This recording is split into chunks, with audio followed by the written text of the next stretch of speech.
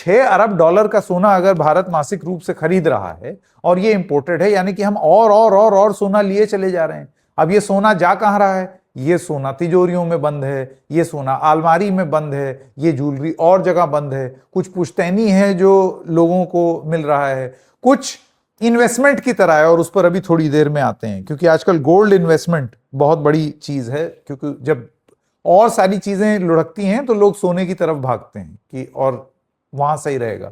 और आप देखिए ट्रंप के आने के बाद सोने का दाम एकदम से कितना ज्यादा ऊपर चला गया है।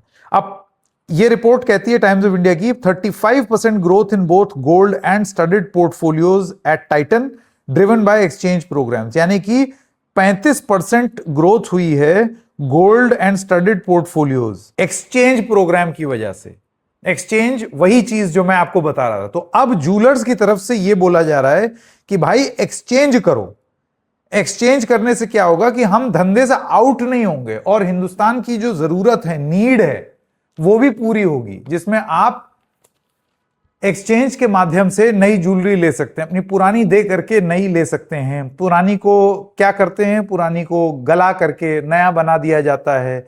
ये सारी चीजें बहुत ज्यादा होती हैं। एक इमोशनल वैल्यू अगर आपको उस पुरानी ज्वेलरी से ना हो कि दादी की दी हुई या फलाने की दी हुई, तो उस ज्वेलरी को आप एक्सचेंज करें।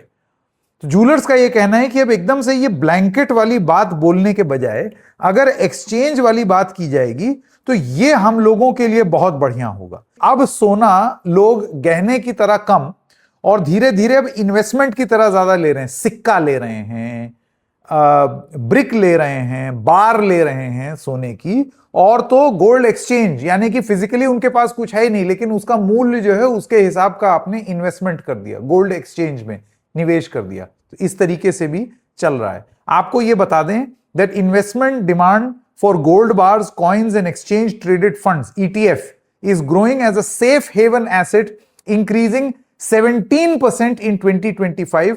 2026 की शुरुआत में इस सेक्टर ने 50% की ग्रोथ देखी है, जो कि ज्वेलरी, गोल्ड ज्वेलरी को भी सरपास कर गई है। यानी कि असली क्राइसिस गोल्ड ज्वेलरी यानी कि गहना नहीं है।